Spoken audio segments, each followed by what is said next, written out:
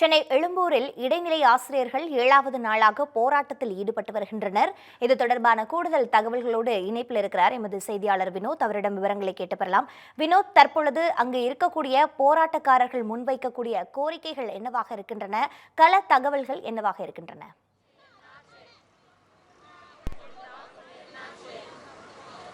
வணக்கம் பிரீதா. சம வேலைக்கு சம ஊதியம் வழங்க கோரி சென்னையில் 7வது நாளாக இடைநிலை ஆசிரியர்கள் போராட்டத்தில் ஈடுபட்டு வருகிறார்கள். குறிப்பாக தமிழகம் முழுவதும் இருக்கக்கூடிய இடைநிலை ஆசிரியர்கள் சென்னையில் பல்வேறு கட்ட போராட்டங்களை முன்னெடுத்து வருகிறார்கள்.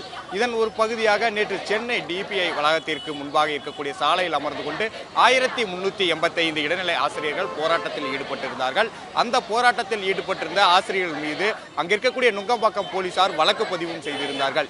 இந்த சூழ்நிலையில் தற்பொழுது 7வது நாளாக சென்னை எழும்பூரில் இருக்கக்கூடிய காந்தி இரவின் சாலையில் இருக்கக்கூடிய அந்த மேம்பாலத்தின் அருகேதான் இடைநிலை ஆசிரியர்கள் தொடர்ந்து போராட்டத்தை ஈடுபட்டு வருகிறார்கள். குறிப்பாக இடைநிலை ஆசிரியர்கள் பல்வேறு கோஷங்களை எழுப்பி வருகிறார்கள். அதாவது திமுகவின் தேர்தல் வாக்குறுதியான 311 நிறைவேற்ற வேண்டும் உள்ளிட்ட கோரிக்கையை வலியுறுத்தி தான் இந்த போராட்டம் என்பது முன்னெடுக்கப்பட்டு இருக்கிறது. அது மட்டும் இல்லாமல் இந்த போராட்டத்தின் கோரிக்கை என்பது சம வேலைக்கு சம ஊதியம் என்பது இடைநிலை ஆசிரியர்களின் கோரிக்கையாகவே இருக்கிறது. நாம் தற்போது இருக்கக்கூடிய இந்த பகுதியில் தான் இடைநிலை ஆசிரியர்கள் 500க்கும் மேற்பட்ட இடைநிலை ஆசிரியர்கள் தொடர்ந்து போராட்டத்தில் ஈடுபட்டு வருகிறார்கள்.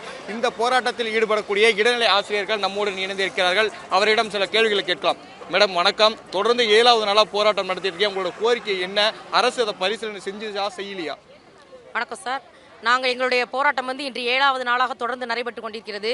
இந்த 7 நாளும் ஒவ்வொரு நாளும் நாங்கள் ஒவ்வொரு இடமாக போராடுவதற்கு காரணம், எங்களுடைய இடமான டிபிஐ அலுவலகத்தை போராட தராமல் நாங்கள் ஒவ்வொரு நாளும் ஒவ்வொரு இடமாக தேர்ந்தெடுத்து எங்களுடைய போராட்டத்தை அகிம்சை முறையில் போராடிட்டு இருக்கோம். எங்களுடைய ஒற்றை கோரிக்கை, ஒரே ஒரு கோரிக்கை, சம ஊதிய கோரிக்கை தான். அந்த கோரிக்கையில் நாங்கள் எந்த சமரசத்தையும் அடைய மாட்டோம்.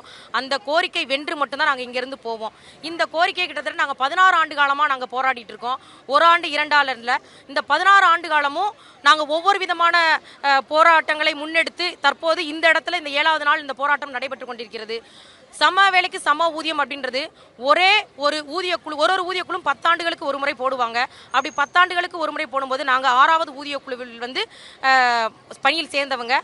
6வது ஊதியக்குழுவில் 31/5/2009 தேதி வரை அப்பாயின்மெண்ட் ஆனவங்களுக்கு 8370 அடிப்படை ஊதியமாக வைத்தும், 1/6/2009 அன்று அதற்கு பின்பு அப்பாயின்மெண்ட் ஆனவங்களுக்கு 5200 20200 இந்த அடிப்படையாக வச்சும் ஊதியம் கொடுத்துட்டு வர்றாங்க.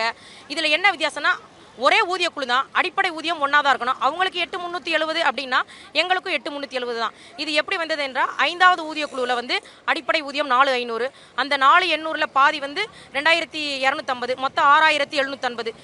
இதற்கு 22% ஜிஏ போட்டு 8370, அதை தான் எங்களுக்கும் கொடுக்கணும். ஆனால் அதில் 3170 ரூபாயை குறைத்து 5200 ரூபாயாக மாற்றி அமைக்கப்பட்டதா இந்த ஒரு கோரிக்கை வர்றதுக்கே காரணம். அப்போ குறைஞ்ச இந்த 3170 இப்பொழுது 7வது ஊதிய குழுவில் தற்போது மாதம் 25,000 ரூபாய் இழப்புக்கு வரி வெட்டுகிறது. இத்தனை ஆண்டுகளாக, இந்த 16 ஆண்டுகளாக நாங்கள் எத்தனை லட்சத்தை இழந்திருக்கிறோம் நீங்கள் பார்த்துக்கோங்க. நாங்கள் ஒரு தடவை ஒரு போராட்டத்தை முன்னெடுத்து வந்துட்டு இருக்கோம். இப்போ 7வது ஊதிய குழுவில் ஒரு 2-3 மாதத்துக்கு முன்னாடி அப்பாயின்மெண்ட் போட்டிருக்காங்க. அப்ப அவங்களுக்கு இடைநிலை ஆசிரியருக்கான அடிப்படை ஊதியம் 20,600, அதை தான் அவங்க வாங்குறாங்க. அப்ப எங்களுக்கும் அதே 8370 ஏன் கொடுக்கல? அதை கொடுங்க. அதுதான் எங்களுக்கு சம ஊதியம் சம உரிமைன்னு சொல்றோம். இந்த சம உரிமையை பெறுவதற்காக எங்களுடைய கடமையான குழந்தைகளுக்கு கல்வி கற்பிப்பதில் சிறந்த கல்வியை கொடுத்து எங்களுடைய விடுமுறை நாளில் எங்களுடைய உரிமையை பெறுவதற்காக இந்த 7வது நாளாக நாங்கள் இங்கே போராடிட்டு இருக்கோம். இது எங்களுடைய முதல்வர், இப்போதைய முதல்வர், போன இதில் எதிர்க்கட்சி தலைவராக இருந்த திரு ஸ்டாலின் ஐயா அவர்கள் எங்களுடைய மாநில பொதுச் செயலாளர் திரு ராபர்ட் அவர்களுக்கு கரம் பிடித்து நாங்கள் ஆட்சிக்கு வந்தவுடன் இதை கண்டிப்பாக நிறைவேற்றி கொடுப்போம் அப்படின்னு சொன்னார். அதே போல அவங்களுடைய திமுகவினுடைய தேர்தல் அறிக்கையில் 311வது அறிக்கையாக எங்களுடைய கோரிக்கை இடம்பெற்றிருக்கு. சம வேலைக்கு சம ஊதியம் 20,000 ஊழியர் ஆசிரியர்களுக்கு வழங்கப்பட வேண்டும். அப்படி ஒரு கோரிக்கையை வைக்கிறாங்க அப்படின்னா அவங்க அந்த கோரிக்கை நியாயமான கோரிக்கையாக இருந்தால் மட்டுமே அதை அடிப்படை கோரிக்கையை அவங்க வைக்க முடியும் தானே.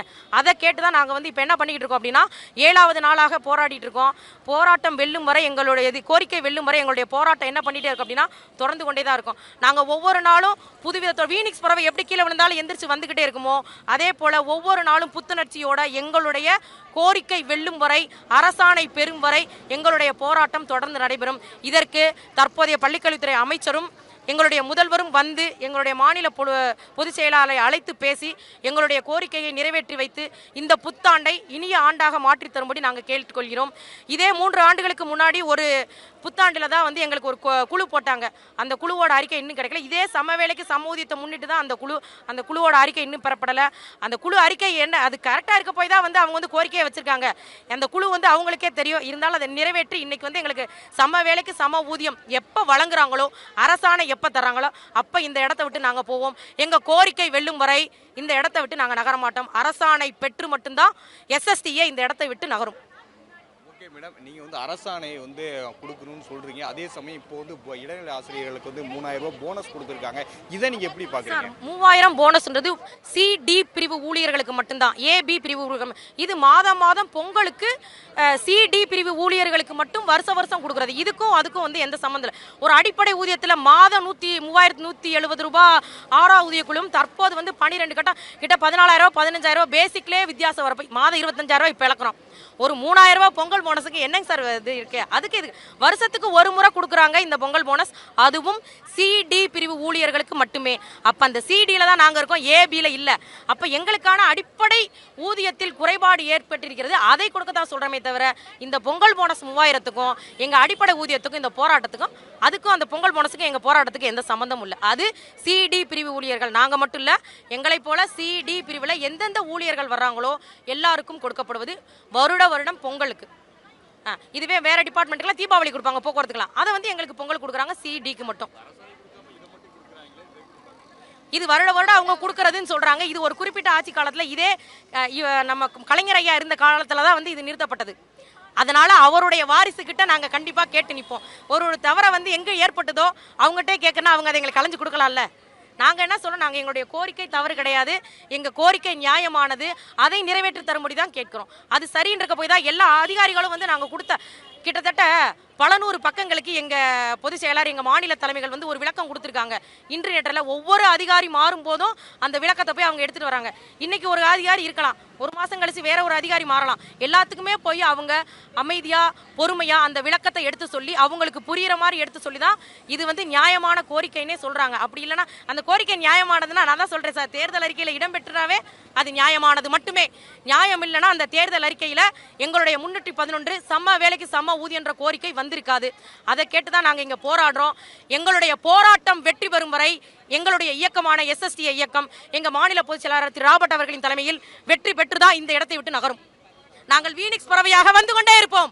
SSTA வெல்லும். ஒன்றுபடுவோம்.